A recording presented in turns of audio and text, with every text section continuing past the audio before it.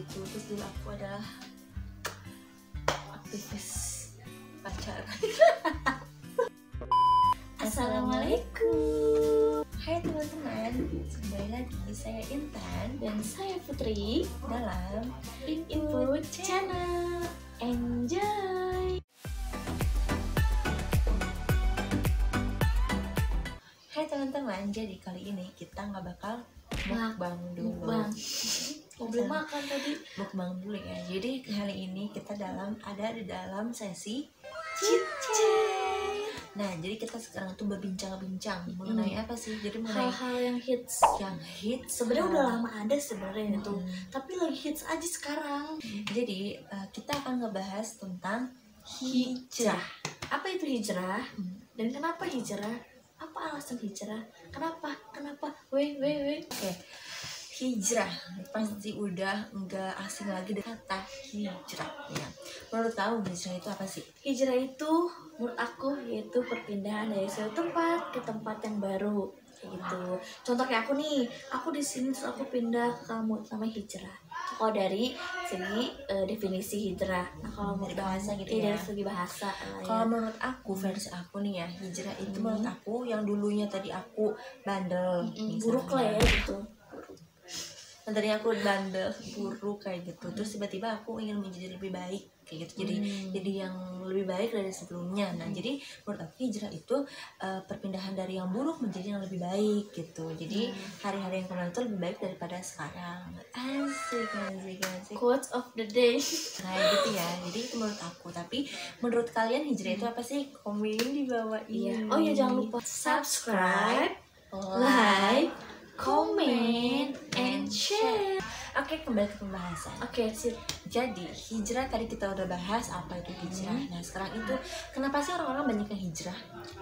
Orang banyak hijrah karena mungkin salah satu garis besar itu karena mereka punya problem, permasalahan, entah itu di masa lalu, entah hari ini sedang dilalui, kayak gitu.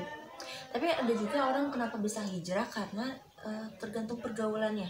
Contoh, tadinya aku misalkan aku udah di posisi dimana misalkan aku posisinya udah nyaman nih dalam keadaan aku yang sekarang dengan yang aku jalani, dengan yang aku punya misalnya gitu, aku udah nyaman nih, tapi kok serasa hampa gitu. Jadi kan misalnya Kayak ngambang gitu ya, kayak jadi ada yang kurang apa kan ya. Jadi kan semua itu kan pasti ada problemnya kan, kayak gitu.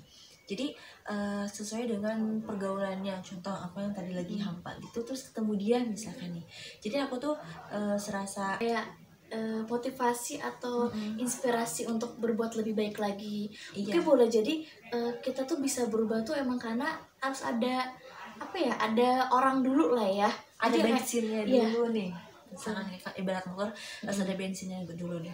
Tapi ada juga orang yang hijrah, tapi ada juga loh hijrah yang dari yang baik menjadi yang buruk. Oh iya betul. Jadi sebenarnya ini tuh kembali lagi pada prinsip hijrah itu sendiri, tergantung Tapi kalau prinsip individu dari ya, mesti Islam, masing-masing. dari Islam sendiri Nah, itu kan dari yang buruk menjadi yang baik kayak gitu. Oke.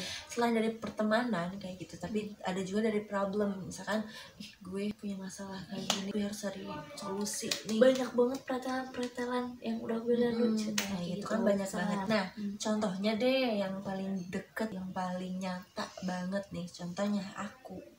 Kan aku nggak serta-merta blok langsung jadi ukti solih. Teh dengan ulala. Tuh, kan enggak.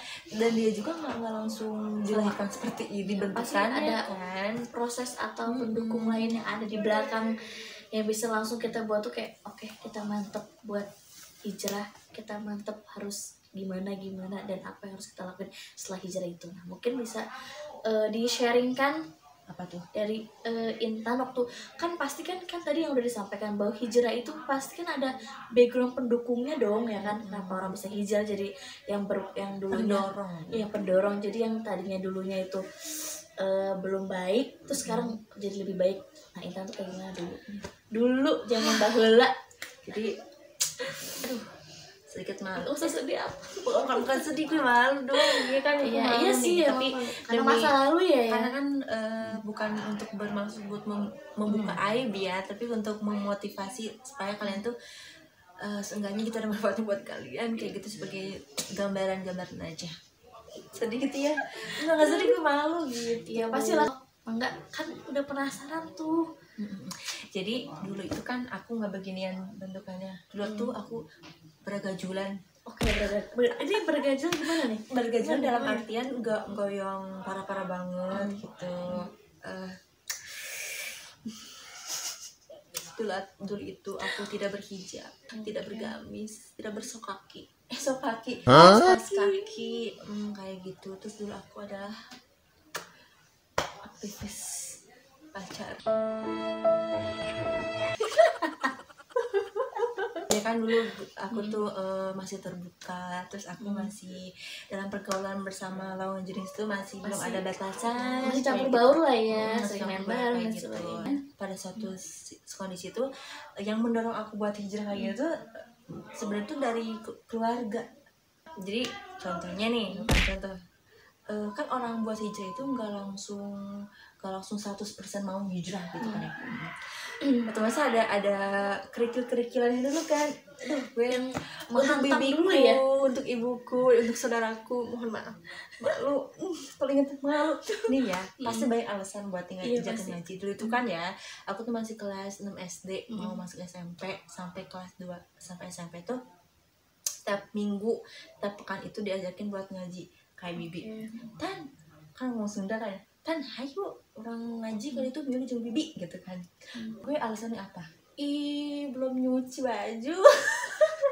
Gitu, belum nyuci baju, gini-gini banyak tugas bla bla. Jadi banyak alasan lah ya biar gak ngaji gitu. Kayak gitu. Tapi kalau kayak gitu-gitu kan, terus oh itu bentar, itu tuh kelas atau umuran berapa tahun? Kelas 6 SD-an. Oh, SD masih bocil kayak gitu kan. Terus juga aku kan langsung beralih menjadi SMP, jadi anak-anak MBG SMP ya kan, yang senang-senangnya main kayak gitu kan. Udah mulai tahu cowok kan. Tapi kan karena tiap minggunya tuh ikut ngaji sampai ketuk sendiri gitu hati itu. Tiba-tiba Allah lembutkan hati dia. Iya, itu kan Allah ya. Ini tuh pada suatu saat aku tuh gini, gue mah pertama tuh bukan karena kesadaran karena kalau itu tuh haram, kalau itu nggak boleh gitu, bukan dari itu, tapi dari segi gue malu, gue tiap harinya ngaji masa tapi gue tetap begini, gue tetap begitu, nggak ada perubahan sama sekali kayak gitu. Terus pada suatu kondisi ada tuh teman tapi saudara tapi temen gitu mas kan, ngerti kan dari kecil ya. Kamu pasti tahu kan hurufnya dari C ya kan. Komen ya kalau yang ngerasa komen yang ngerasa yang aku sebut ngerasa ya, aku sebutin gitu, perjuangan banget ya, dari C, mungkin C dia tuh perjuangan banget dari awal kecil, TK, SD, SMP tuh satu sekolah mulu kan. Jadi udah tahu perkembangan dari kita bergajulan, kita ngaji bareng sampai hijrah dan lebih baik sampai itunya tahu banget pasti ya. Kamu orangnya love you. Ajak teman-teman sekalian subscribe kayak gitu. Tapi masya Allahnya tuh pas udah sekarang tuh dia udah sadar, oh iya alhamdulillah gue nggak nyesel ya, dulu sering diajakin ngaji sama ini amazing banget deh kerasanya sekarang kayak gitu. Ya ampun, gue impactnya ya, dampaknya. Bayangin nggak kalau aku dulu nggak ikut ngaji, nggak hijrah, kebayang gue sekarang jadi apa, jadi orang atau kagak gitu kan. Pasti akan kehidupan tuh akan berbeda yang sekarang kan ya. Kalau lu dulu masih kayak yang kemarin amazing banget deh. Jadi dulu berarti aku juga proses hijrahnya kan nggak bakal kayak gini. Sekarang kamu nggak mungkin begini kan ya. Iya, aku juga mungkin kayak gini. Jadi proses aku tuh sangat panjang. Jadi kalau dibilang Intan dan aku tuh emang perbedaannya jauh banget ya. Intan tuh udah mulai proses buat kebaikan itu emang dari diri ya. Sebenarnya sama sih, aku juga nggak jauh beda dari Intan. Cuma tapi kalau untuk ngaji yang ngaji bener-bener gimana sih, ngaji TPA emang ngaji gitu. Tapi kalau untuk kajian Islam, iya, tapi kalau untuk mengkaji Islam gitu, apalagi kalau ada kajian tentang kemusliman dan sebagainya tuh aku tuh mulai tuh pas SMA. Jadi dibilang kita satu kelasan, kita tahu deh, aku tahu kamu siapa, kita kayaknya satu SMA deh. Nah Intan ini juga karena satu kelas waktu itu, satu sekolah, SMA sih dia tahu banget waktu aku proses hijrahnya. Aku mulai mantep hijrah. Gimana kagak tahu, gue cuma 5 orang. Sekolah kita tuh ya cuma sedikit, itu angkatan pertama, jadi ya sedikit jadi mau nggak mau kita perempuan yang berlima itu harus kuat, saling menguatkan ya.